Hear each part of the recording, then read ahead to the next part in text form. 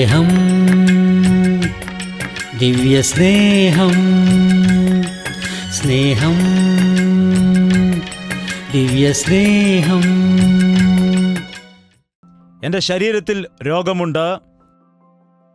ഏത് രോഗമെന്ന് ഞാൻ ചോദിക്കുന്നില്ല. BP-യോ തൈറോയിഡോ ഷുഗറോ ഗർഭാശയത്തിലെ ഫൈബ്രോയിഡ്സോ അല്ലെങ്കിൽ നടുവേദനയോ കിഡ്നിയുടെ വേദനയോ മൈഗ്രെയിനോ മുട്ടിന് വേദനയോ ഏതെങ്കിലും ഒന്ന് എൻ്റെ ശരീരത്തിൽ രോഗമുണ്ട് എന്ന് പറയുന്നവർ ദയവ് ചെയ്ത് കൈ ഉയർത്താമോ? യേശുക്രിസ്തുവിന്റെ നാമത്തിൽ കർത്താവ് എനിക്ക് സൗഖ്യം നൽകിയിരിക്കുന്നു എന്ന് വിശ്വസിക്കുമോ? നിനക്ക് വിശ്വസിക്കുവാൻ കഴിയുമെങ്കിൽ വിശ്വസിക്കുന്നവന് സകലതും സാധ്യമാണ്. രോഗമില്ലാതിരിക്കുമ്പോൾ തന്നെ രോഗമുണ്ടായിരിക്കുമെന്ന് ഭയപ്പെട്ട് നിൽക്കുന്ന ആളുകളാണ്. സംശയം വരികയാണെങ്കിൽ നമ്മുടെ ജീവിതത്തിൽ അത് വലിയ ദോഷത്തിന് കാരണമാകും. നിന്നെ സൗഖ്യമാക്കുന്ന യഹോവ ഞാനാകുന്നു. നിനക്ക് രോഗമുണ്ടെന്ന് മനസ്സിലായാൽ നീ എന്തെങ്കിലും തെറ്റ് ചെയ്തിട്ടുണ്ടോ എന്ന് പരിശോധിക്കൂ. പാപം നൽകുന്ന ശമ്പളം മരണമാണ്. പാപം നൽകുന്ന ടിപ്പാണ് രോഗം. ശമ്പളമാണെങ്കിൽ 1 മാസം കഴിഞ്ഞാണ് കിട്ടുന്നത്. ടിപ്പാണെങ്കിൽ നമുക്ക് ഇടയ്ക്കിടയ്ക്ക് ചിലവിന് കിട്ടും. ആ പാപം എന്തു ചെയ്യുന്നു? ഏതെങ്കിലും ഒരു രോഗം നമുക്ക് ടിപ്പായിട്ട് നൽകുകയാണ്.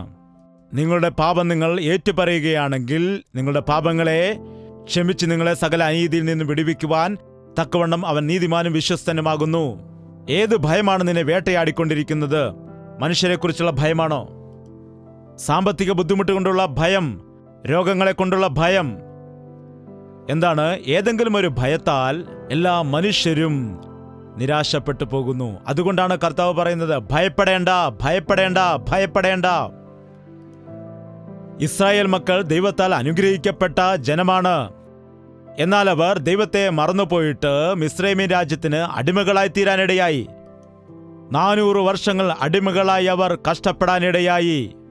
എന്നാൽ ആ കഷ്ടതയിൽ അവർ ദൈവത്തോട് നിലവിളിച്ചു, ദൈവസന്നിധിയിൽ കണ്ണുനീരൊഴുക്കി. കർത്താവേ, ഈ കഷ്ടതയിൽ നിന്ന് ഞങ്ങളെ വിടുവിക്കുമാറാകണമേ. ഞങ്ങൾക്ക് ഈ ഊഴിയ വേല ചെയ്യുവാൻ കഴിയാതാകുന്നു. ഞങ്ങൾക്ക് ഈ അടിമവേല സഹിക്കുവാൻ കഴിയുന്നില്ല എന്ന് നിലവിളിച്ചപ്പോൾ ദൈവം മോശയെ അവരുടെ നടുവിലേക്ക് അയച്ചിട്ട് അനേകം അത്ഭുതങ്ങൾ ചെയ്തുകൊണ്ട് അവരെ മിസ്രൈമിൽ നിന്ന് വെളിയിൽ കൊണ്ടുവന്നു. അവർ സന്തോഷത്തോടെ ആയിരിക്കുന്നു. അവിടെ എല്ലാവരും ഇരുന്നിട്ട് റെസ്റ്റ് എടുക്കുകയാണ്. എന്താണ്? അവർ എല്ലാവരും കൂടിയിരുന്നു കൊണ്ട് സന്തോഷത്തോടെ സമാധാനത്തോടെ ഇരിക്കുകയാണ്. അപ്പോൾ ഫറവോന്റെ രഥത്തിന്റെ ശബ്ദം കേട്ടു. ഫറവോൻ അവരെ പോകാൻ അനുവദിച്ചു. എന്നാൽ രഥമെടുത്തിട്ട് അവരെ പിന്തുടർന്ന് ഇപ്പോൾ വരികയാണ്. അയ്യോ, ഫറവോൻ നമ്മെ പിന്തുടരുന്നുണ്ട്, നമുക്ക് ഓടിപ്പോകാമെന്ന് നോക്കിയപ്പോൾ എതിർവശത്ത് എന്താണുള്ളത്? ബൈബിൾ വായിക്കുന്നുണ്ടെന്ന് എനിക്കിപ്പോൾ മനസ്സിലാവുന്നുണ്ട്. എന്താണുള്ളത്? ഞങ്ങളുണ്ടെന്നാണോ? എൻ്റെ മുൻപിലത്തെ കാര്യമല്ല പറയുന്നത്. അവിടെ ചെങ്കടലുണ്ട്. എന്താണുള്ളത്? എതിരായിട്ട് ചെങ്കടൽ, പിൻപിൽ ഫറവോനും സൈന്യവും. ഇപ്പോൾ എന്തു ചെയ്യണം? മുൻപോട്ട് പോവുകയാണെങ്കിൽ ആഴമായ സമുദ്രം, പിൻപോട്ട് പോയാൽ ശത്രുവായ ഫറവോൻ. ചിലരുടെ ജീവിതവും അങ്ങനെ സ്റ്റക്കായിട്ട് പോകാറുണ്ട്. മുൻപോട്ട് പോകാൻ കഴിയില്ല, പിൻപോട്ട് പോകാനും കഴിയില്ല. പിശാച് ചുറ്റും വളഞ്ഞിട്ട് മനുഷ്യനെ ഭയപ്പെടുത്താറുണ്ട്. മനുഷ്യനെ കെണിയിലാക്കാൻ ശ്രമിക്കുന്നുണ്ട്. പ്രശ്നങ്ങളിൽ കുടുക്കിക്കളയാറുണ്ട്. എന്തു ചെയ്യണമെന്നറിയാത്ത സ്ഥിതിയിൽ ദൈവത്തോട് നാം നിലവിളിക്കണം. പലരും ദൈവത്തോട് നിലവിളിക്കുകയില്ല. കഷ്ടത വരുമ്പോൾ ദൈവത്തെ കുറ്റം പറയുകയാണ്. എന്താണ് സഹോദരി ഞാൻ പറഞ്ഞത്? എന്താണ്? കഷ്ടതയുണ്ടാകുന്ന സമയത്ത് ദൈവത്തെ കുറ്റം പറയുകയാണെങ്കിൽ ആ കഷ്ടത മാറില്ല. കഷ്ടത വരുമ്പോൾ ദൈവത്തോട് നാം നിലവിളിക്കണം. ഈ ഇസ്രായേൽ മക്കൾക്ക് കഷ്ടത വരുമ്പോൾ പിറുപിറുക്കുകയല്ലാതെ ദൈവത്തെ സ്തുതിക്കുവാൻ അറിയില്ല. കാരണം അവർക്കൊരു നായകനായി മോശയുണ്ടായിരുന്നല്ലോ. ആ മോശയാണ് അവരെ നടത്തുന്നത്. എന്തിനാണ് ഞങ്ങളെ ഇവിടേക്ക് കൊണ്ടുവന്നത്? മിസ്രൈമിൽ കിടന്ന് ഞങ്ങൾ മരിക്കില്ലായിരുന്നോ? ഇപ്പോൾ ഞങ്ങൾക്ക് സമാധാനമില്ല. ഫറവോൻ ഇതാ വരികയാണ്, ഞങ്ങൾ എന്താണ് ചെയ്യേണ്ടത് എന്ന് ബഹളം വെച്ചുകൊണ്ടിരുന്നപ്പോൾ ഞാൻ എന്താണ് ചെയ്യേണ്ടത്? മരിക്കുകയാണെങ്കിൽ മരിക്കട്ടെ എന്ന് പറഞ്ഞു വേണമെങ്കിൽ മോശയ്ക്ക് പോകാം. എന്നാൽ മോശ എന്താണ് പറഞ്ഞത്? മോശയുടെ അടുക്കൽ വന്നിട്ട് അവർ നിലവിളിച്ചപ്പോൾ മോശ എന്ത് ചെയ്യുമായിരുന്നു? ദൈവത്തോട് നിലവിളിക്കുമായിരുന്നു. ഈ ദിവസം അനേകം ആളുകളും ദൈവത്തോട് നിലവിളിക്കില്ല. മനുഷ്യർ നമ്മെ കുറ്റപ്പെടുത്തുമ്പോൾ നാം എന്താണ് ചെയ്യേണ്ടത്? കർത്താവേ, ഞാൻ എന്താണ് ചെയ്യേണ്ടത്? എൻ്റെ കുഞ്ഞുങ്ങൾക്ക് ഇന്ന ആവശ്യങ്ങളുണ്ട് എന്ന് പറഞ്ഞ് ദൈവത്തോട് നിലവിളിച്ചാൽ ദൈവം ആകാശത്തിൻ്റെ കിളിവാതിലുകളെ തുറന്ന് നിങ്ങളെ ധാരാളമായി അനുഗ്രഹിക്കുവാനിടയാകും. ഇവിടെ മോശ ദൈവത്തോട് നിലവിളിക്കാനിടയായി. ദൈവം പറഞ്ഞു, നീ ആ വടിയെടുക്കുക, വടിയെടുക്കൂ. അവൻ വടിയെടുത്ത് നീട്ടിയപ്പോൾ ചെങ്കടൽ 2 ഭാഗമായിട്ട് മാറി. വെള്ളം 2 വശത്തേക്കും അതിരായിട്ട് പൊങ്ങി നിൽക്കുവാനിടയായി. ഇസ്രായേൽ മക്കൾ ഉണങ്ങിയ നിലത്തുകൂടി കടന്നു പോകാനിടയായി. എനിക്ക് ഒരുപാട് അത്ഭുതം തോന്നിയത്. നോക്കൂ, പുറപ്പാട് 14 അധ്യായം 22 വാക്യം. ഇസ്രായേൽ മക്കൾ കടലിന്റെ നടുവിൽ ഉണങ്ങിയ നിലത്തുകൂടി നടന്നുപോയി. അവരുടെ ഇടത്തും വലത്തും വെള്ളം മതിലായി നിന്നു. എപ്പോഴെങ്കിലും നമുക്കറിയാം, നമ്മുടെ അടുത്ത് നദികളുണ്ട്. എന്താണ്? ഇപ്പോൾ ചെന്നൈ പോകുന്നതിന് വേണ്ടി ഈ പ്രദേശത്തുള്ള സമുദ്രത്തിന്റെ തീരത്ത് ചെന്നിട്ട് സമുദ്രമേ 2 ഭാഗത്തേക്ക് മാറിപ്പോകൂ എന്ന് പറയുമ്പോൾ 2 ഭാഗത്തേക്കും വെള്ളം മതിലായി നിൽക്കുകയാണെങ്കിൽ സുഖമായിട്ട് ചെന്നൈയിലേക്ക് നടന്നു പോകാൻ കഴിയും. എത്ര സുഖമായിരിക്കും? നടക്കുമോ? എന്താണ്? നടക്കുമോ? മനുഷ്യന് അസാധ്യമാണ്, എന്നാൽ ദൈവത്തിന് സകലതും സാധ്യമാണ്. എത്ര വലിയ അത്ഭുതം നടന്നുവെന്ന് ചോദിച്ചാലെന്ന്, ആ സമുദ്രം 2 ഭാഗമായി മാറി നിന്നപ്പോൾ അതിന്റെ നടുവിൽ കൂടി ഇസ്രായേൽ ജനം നടന്നക്കരയ്ക്ക് പോയി. ഇസ്രായേൽ ജനം മൊത്തം എത്ര പേരാണെന്നറിയാമോ? 10 പേരാ. 6 ലക്ഷം പുരുഷന്മാർ, 6 ലക്ഷം യൗവനക്കാർ, വൃദ്ധന്മാർ, സ്ത്രീകൾ, കുട്ടികൾ എല്ലാവരെയും കൂട്ടിയാൽ ഏകദേശം 20 ലക്ഷം ആളുകൾ. 20 ലക്ഷം ആളുകൾ സമുദ്രത്തിന്റെ ഒരു തീരത്ത് നിന്ന് മറുതീരത്തേക്ക് ഒറ്റ രാത്രി കൊണ്ട് നടന്നു പോകാനിടയായി. എത്ര രാത്രിയാണ്? ലൈനായിട്ട് ക്യൂ ആയിട്ട് പോയാൽ, ലൈനായിട്ട് പോവുകയാണെങ്കിൽ 35 ദിവസം എടുക്കുമെന്നാണ്. അത്രയും ആളുകൾ പോകുന്നതിന് വേണ്ടി എത്ര ദിവസം എടുക്കും? 35 ദിവസം എടുക്കുമെന്നാണ്. എന്നാൽ ഒറ്റ രാത്രി കൊണ്ട് അവർ കടന്നു എന്ന് പറയുമ്പോൾ സമുദ്രം ചെറുതായിട്ടൊന്ന് വിഭാഗിച്ചെന്ന് അല്ല, 3 മൈൽ വീതിയിൽ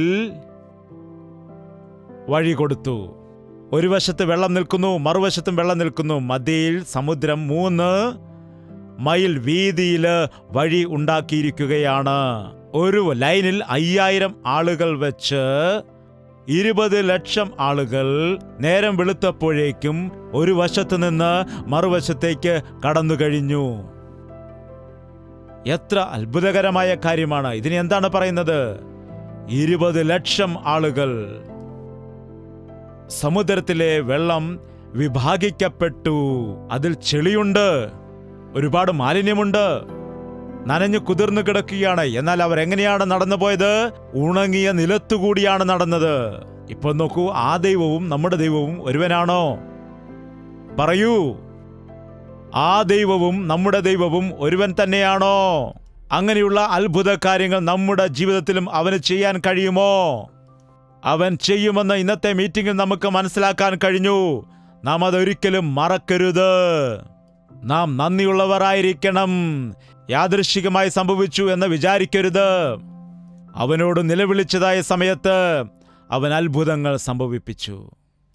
ഒരു വശത്തു നിന്നും മറുവശത്തേക്ക് ഉണങ്ങിയ നിലത്തുകൂടി അവർ കടന്നുപോയി. ഫറവോനും സൈന്യവും പിന്നാലെ വരുന്നുണ്ടായിരുന്നുവല്ലോ. പിന്നെ അവർ എവിടെ പോയി ഇപ്പോൾ? നോക്കൂ, ഞാൻ പറയുന്നത് നിങ്ങളിൽ ചില ആളുകൾക്ക് അത്രമാത്രം മനസ്സിലായില്ല എങ്കിലും മനസ്സിലാക്കുന്നവർക്കിത് അത്ഭുതമായി തീരുവാനിടയാകും. 14 അധ്യായത്തിൽ തന്നെ 19 വാക്യം. അനന്തരം ഇസ്രായേല്യരുടെ സൈന്യത്തിന് മുമ്പായി നടന്ന ദൈവദൂതൻ അവിടെ നിന്ന് മാറി പിന്നാലെ നടന്നു.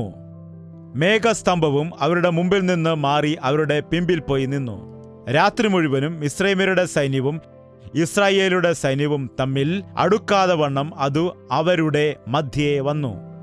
അവർക്ക് മേഘവും അന്ധകാരവുമായിരുന്നു, ഇവർക്കോ രാത്രിയെ പ്രകാശമാക്കി കൊടുത്തു. അതുകൊണ്ട് എന്ത് സംഭവിച്ചു? ആ രാത്രി മുഴുവനും മിസ്രയീമ്യരുടെ സൈന്യവും ഇസ്രായേലുടെ സൈന്യവും തമ്മിൽ അടുക്കാതെ വണ്ണം ഇടയായി. ഇസ്രായേലുടെ മുൻപിൽ നടക്കുന്നതായ ദൈവത്തിന്റെ ദൂതൻ ചെങ്കടൽ 2 ഭാഗമായപ്പോൾ ഇസ്രായേൽ സൈന്യത്തിന്റെ പിൻപിൽ പോയി നിൽക്കാനിടയായി. അവരുടെ പിൻപിൽ ആരുണ്ട്? ഫറവോനും സൈന്യവുമുണ്ട്. ഫറവോന്റെയും സൈന്യത്തിന്റെയും ഇസ്രായേൽ മക്കളുടെയും മധ്യയിൽ ദൈവത്തിന്റെ ദൂതൻ നിന്നപ്പോൾ, അവിടെ മേഘസ്തംഭം തടസ്സമായി വന്നപ്പോൾ മിസ്രൈമ്യർ നിന്ന സ്ഥലത്ത് അന്ധകാരമായിട്ട് മാറി. അവരുടെ മുൻപിലുള്ള കാര്യങ്ങളൊന്നും കാണുവാൻ കഴിയുന്നില്ല. രാത്രി മുഴുവൻ അവർ അന്ധകാരത്തിൽ ആയിരുന്നു. അതുകൊണ്ട് ഇസ്രായേൽ ജനം ചെങ്കടൽ കടന്നു പോയപ്പോൾ അവർക്ക് തടയുവാൻ കഴിഞ്ഞില്ല. എത്ര അത്ഭുതമാണിത്! മനസ്സിലാക്കുന്നവർക്ക് ഇത് എത്ര അത്ഭുതമായിട്ട് തോന്നും. എന്നെ സംബന്ധിച്ച് ഇത് വായിക്കുന്ന സമയത്ത് ഞാൻ ഉറക്കെ ചിരിക്കുവാനിടയായി. ഞാൻ തന്നെ ഇരുന്ന് ചിരിക്കുവാനിടയായി. എന്തൊരു പ്ലാനിംഗ് ആണിത്! ഇത്രമാത്രം പെർഫെക്റ്റ് ആയിട്ട് കൃത്യതയോടുകൂടി ദൈവം പ്ലാൻ ചെയ്യുമോ? നാം കഷ്ടതയിൽ അകപ്പെടുന്ന സമയത്ത് നമ്മെ അതിൽ നിന്ന് വിടുവിക്കുവാൻ ഇത്രമാത്രം സജ്ജീകരണങ്ങൾ ചെയ്യുമോ? ദൈവത്തിന് ദൂതന്മാരെ അയച്ച് നമ്മെ വിടുവിക്കുമോ? നമ്മുടെ മുൻപാകെ അത്ഭുതങ്ങൾ ചെയ്ത് നമ്മെ രക്ഷപ്പെടുത്തുമോ? അവനെ വിശ്വസിക്കുന്നവർക്ക് ഇത്രമാത്രം അത്ഭുതങ്ങൾ ചെയ്യുമോ? അവനിൽ വിശ്വസിക്കുന്നവരുടെ ജീവിതത്തിൽ ഇത്രയും അത്ഭുതങ്ങൾ ഉണ്ടാകുമോ? നിങ്ങൾ വിശ്വസിക്കുമോ? യേശുക്രിസ്തുവിൽ വിശ്വസിക്കുന്ന ആളുകളുടെ ജീവിതം ത്രില്ലിംഗ് ആണ്, ഒരത്ഭുതമാണ്, അതിശയമാണ്. ഓരോ ക്ഷണവും ഓരോ നിമിഷവും ഉല്ലാസമാണ്, സന്തോഷമാണ്. പ്രാർത്ഥന. എഴുന്നേറ്റ് നിൽക്കാം. എല്ലാവരും കണ്ണുകൾ അടയ്ക്കൂ. 2 കരങ്ങളും ഉയർത്തിക്കൊണ്ട് എന്നോടൊപ്പം പ്രാർത്ഥനയിൽ ഒരുമിക്കുക. പരിശുദ്ധനായ സ്നേഹമുള്ള പിതാവേ, ഒരിക്കൽ കൂടി നിന്റെ മക്കളെ നീ ദർശിക്കുമാറാകണമേ. ഇതിനു വേണ്ടിയാണ് നീ സഭയെ കൂട്ടിവരുത്തിയതെന്ന് ഞങ്ങൾ തിരിച്ചറിയേണ്ടതിന്, എനിക്ക് വേണ്ടിയാണ് ഈ സന്ദേശം ദൈവം കേൾപ്പിച്ചതെന്ന് ഞങ്ങൾ വിശ്വസിച്ച് ജീവിതത്തിൽ സാക്ഷ്യം പറയുന്നതിനായിട്ട് നിന്റെ മക്കൾക്ക് ആവശ്യം എന്താകുന്നു, അവരുടെ ജീവിതത്തിലെ കുറവുകൾ എന്താണ്, അവരുടെ ആവശ്യങ്ങളെ നീ നികത്തേണമേ. ഈ സഭയിലാകട്ടെ, ഈ സഭയിലെ കുടുംബാംഗങ്ങളുടെ ജീവിതത്തിലാകട്ടെ മദ്യപാനികളുണ്ട് എങ്കിൽ അവരുടെ ജീവിതത്തിൽ ഈ ക്ഷണം തന്നെ വിടുതൽ ഉണ്ടാകുമാറാകട്ടെ. മദ്യപാനത്തിന് അടിമയായി തീർന്ന എല്ലാ വ്യക്തികളെയും നസറേയനായ യേശുക്രിസ്തുവിന്റെ അധികാരമുള്ള നാമത്തിൽ വിടുവിക്കുകയാണെന്ന്. ബലഹീനതയിൽ നിന്ന് വിടുവിക്കപ്പെട്ട് കർത്താവിന്റെ സാക്ഷിയായി ജീവിക്കുന്നതിന് ഇനി ഒരിക്കലും ആ മദ്യപാനത്തിലേക്ക് പോകാതിരിപ്പാൻ ഒരു പുതിയ ഹൃദയത്തെ നിന്റെ മക്കൾക്ക് നീ കൊടുക്കണമേ. എന്റെ ശരീരത്തിൽ ഒരു തീരാ രോഗമുണ്ട്, ഒരു ബലഹീനതയുണ്ട്, പറയുവാൻ കഴിയാത്ത ഒരു രോഗമുണ്ടെന്ന്, എയ്ഡ്സ് പോലെയുള്ള രോഗത്താൽ ഭാരപ്പെടുന്ന ആളുകൾ ഇവിടെയുണ്ട് എങ്കിൽ അവർക്ക് നീ അനുതാപം കൊടുക്കുമാറാകണമേ. അവരുടെ പാപത്തിന് വേണ്ടി കണ്ണുനീരൊഴുക്കിക്കൊണ്ട് നിന്റെ പാദങ്ങൾ പിടിച്ചുകൊണ്ട് അവരുടെ പാപങ്ങൾ ഏറ്റുപറഞ്ഞ് ഉപേക്ഷിക്കുവാൻ സഹായിക്കണമേ. ഞങ്ങളുടെ പാപങ്ങൾ ഞങ്ങൾ ഏറ്റുപറയുന്നുവെങ്കിൽ ഞങ്ങളുടെ പാപങ്ങളെ ക്ഷമിച്ച് ഞങ്ങളെ നീതിമാന്മാരാക്കാൻ അവൻ വിശ്വസ്തനായ ദൈവമാകുന്നു എന്നുള്ളതായ ദൈവത്തിന്റെ വചനം അക്ഷരാർത്ഥത്തിൽ ഞങ്ങളുടെ ജീവിതത്തിൽ നിറവേറ്റണമേ. അങ്ങനെയുള്ളവരുടെ ജീവിതത്തിൽ നിന്റെ രക്തമൊഴുക്കി അവരെ ശുദ്ധീകരിക്കുമാറാകണമേ. ആർക്കെല്ലാം ഏതെല്ലാം ഭാരങ്ങളുണ്ട്, ബലഹീനതയുണ്ടെന്ന് നീ തിരിച്ചറിയുന്നത് കൊണ്ട് ശാരീരിക സംബന്ധമായ എല്ലാ ബലഹീനതകളിൽ നിന്നും, എല്ലാ മാനസിക ഭാരങ്ങളിൽ നിന്നും നിന്റെ മക്കളെ ഈ ദിവസം വിടുവിക്കുകയാണ് കർത്താവേ.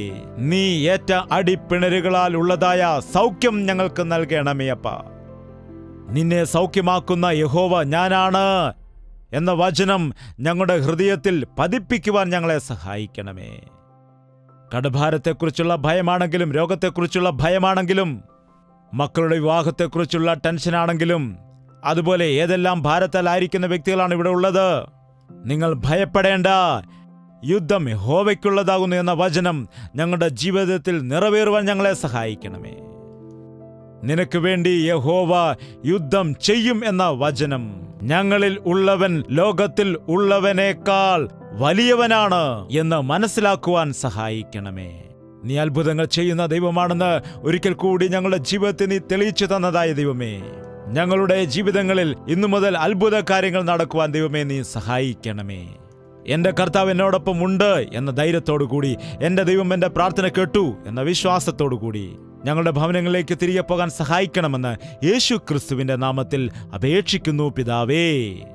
നമ്മുടെ പിതാവായ ദൈവത്തിന്റെ സ്നേഹവും പുത്രനായ യേശു ക്രിസ്തുവിന്റെ കൃപയും ആശ്വസിപ്പിച്ച് വഴി നടത്തുന്ന പരിശുദ്ധാത്മാവിന്റെ കൂട്ടായ്മയും സഹവാസവും നാം ഓരോരുത്തരോടും നാം പ്രാർത്ഥിച്ച സകല വിഷയങ്ങളോടും ഇന്നു മുതൽ എന്നേക്കും ഉണ്ടായിരിക്കുമാറാകട്ടെ. ആമേൻ, ആമേൻ, ആമേൻ.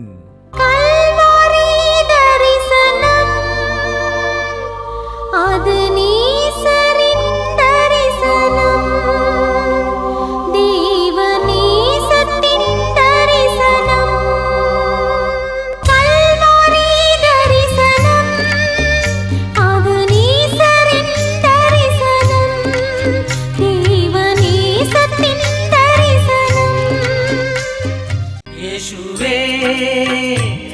യേശുവേ യേശുവേ യേശുവേ യേശുവേ യേശുവേ യേശുവേ യേശുവേ നിന്നെ നിന്നെ എന്നും ഞാൻ സേവിക്കും നീ മാത്രം രാജാവെന്നും നിന്നെ നിന്നെ എന്നും ഞാൻ സേവിക്കും നീ മാത്രം രാജാവെന്നും യേശുവേ യേശുവേ യേശുവേ യേശുവേ യേശുവേ യേശുവേ യേശുവേ യേശുവേ യേശുവേ യേശുവേ യേശുവേ യേശുവേ യേശുവേ യേശുവേ